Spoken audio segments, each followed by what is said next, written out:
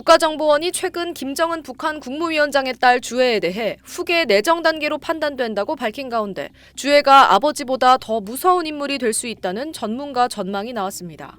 오늘 일본 간사이 TV 보도에 따르면 일본 류코쿠 대학의 리소테츠 교수는 주애가 아직 어리고 정치 경험이 없지만 앞으로 권력 승계 과정에서 중요한 위치를 차지할 가능성이 있다고 내다봤습니다. 조선족 출신 리소테츠 교수는 일본에서 우리나라나 북한과 관련된 공개 발언을 많이 해왔는데 일본 극우 입장을 대변한다는 평가도 받았습니다. 리소테츠 교수는 주애에 대해 13살로 추정되지만 공식 발표가 아니다라며 이름에 어떤 한자를 쓰는지조차 알려지지 않았다고 말했습니다. 김주애는 2022년 11월 처음 사람들 앞에 공개됐는데 김정은 국무위원장과 손을 잡는 친밀한 모습이 공개된 바 있습니다. 리 교수는 김정은이 딸을 극진히 사랑하는 것이 분명하다며 딸을 볼 때 항상 미소를 짓고 즐거워하는 모습이 확인된다고 했습니다. 탈북한 간부들도 김 위원장이 딸을 향한 애정을 숨기지 않는다고 증언했는데 주애를 나의 영양제라고 표현할 정도라고 했습니다. 미사일 발사 같은 국가적 행사에서 주애가 타이머를 맞추도록 하는 장면이 포착된 걸 두고 리 교수는 국가적 행사인데도 딸이 귀여워서 하고 싶은 대로 허락한 것이라고 평가했습니다.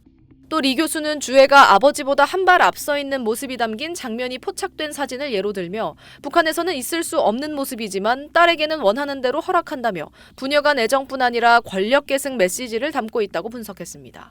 대를 이은 권력 승계를 할 거라는 김 위원장의 메시지가 명확하다면서 주애가 유력 후보 중 한 명이라고 한 겁니다.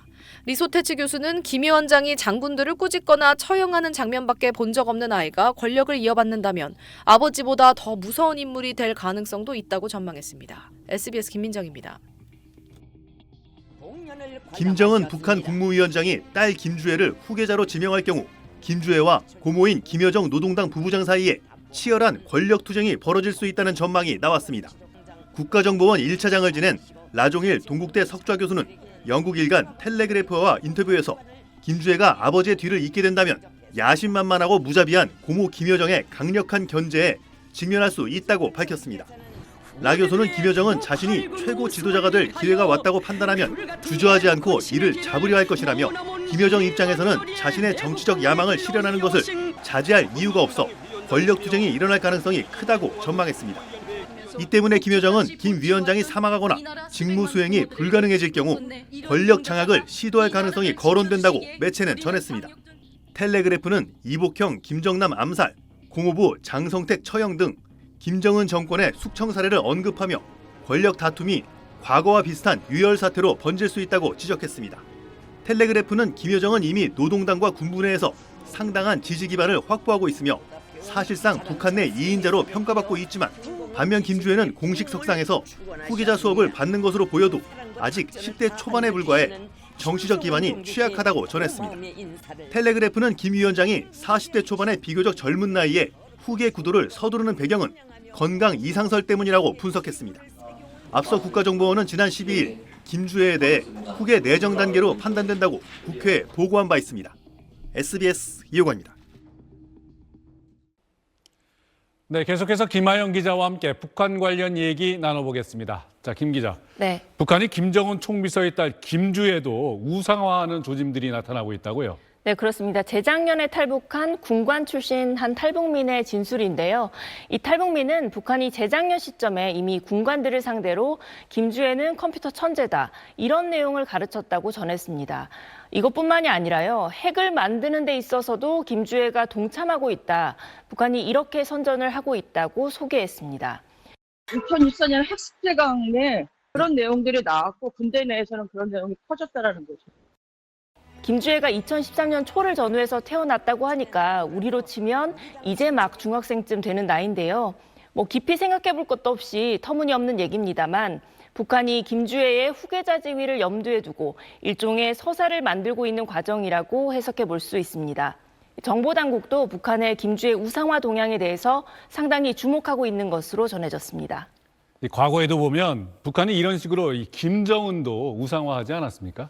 네, 그렇습니다. 김정은 총비서의 경우에는 이 후계자 지위가 공표되기 전인 2009년 시점에 북한이 내부적으로 우상화 자료를 만들어서 배포한 적이 있습니다. 3살 때부터 총을 잡았고 명중 사격을 했다는 내용인데 대북 매체를 통해서 관련 내용이 공개됐었죠. 지금은 김주애에 대해서 이런 방식의 시도가 이뤄지고 있는 상황인데요.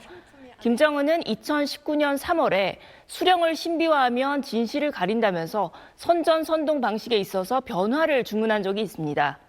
우상화에 대해서 경계하는 발언을 최고 지도자가 직접적으로 한 것이어서 상당히 눈길을 끌었었는데 김주애를 둘러싼 북한 내부의 움직임들을 보면 말도 안 되는 주장으로 자신의 혈통을 우상화하는 일이 또다시 벌어지고 있는 겁니다. 네, 김하영 기자 오늘 얘기 잘 들었습니다. 김정은 북한 국무위원장의 딸 김주애가 새해 첫날인 어제 김일성 등 선대 지도자들의 시신이 안치된 금수산 태양궁전 참배에 처음으로 참석했습니다. 김주애는 김정은과 리설주 여사 사이 정중앙에서 참배하며 현재 시점에서 가장 유력한 잠재적 계승자로서 위상을 과시했다는 평가입니다. 금수산 태양궁전은 김일성과 김정일의 시신이 안치된 곳으로 북한 체제의 정통성을 상징하는 북한 최고의 성지입니다. 이날 참배엔 당과 정부 지도 간부, 최고인민회의 상임위원회, 내각 책임 간부들이 참석했습니다. 김정은이 김주애에게 제9차 당대회에서 공식 직함을 부여하기 위한 사전 작업이라는 분석도 나오고 있습니다. 후계자를 감춰왔던 과거와 달리 북한이 최근 들어선 김주애의 파격 행보를 연일 공개하고 있기 때문입니다. 최근 김주애는 공군 행사, 핵잠수함 건조 현장, 신년 경축 행사, 성지 참배 등에서 잇따라 모습을 드러냈습니다. 어제 조선중앙TV가 방영한 신년 경축 행사에서도 김주애는 존재감을 드러냈습니다. 김주애는 김정은과 똑같은 모양의 가죽 코트를 입고 등장해 축하 공연을 관람하며 김정은의 볼에 입을 맞추기도 했습니다. SBS 신정은입니다.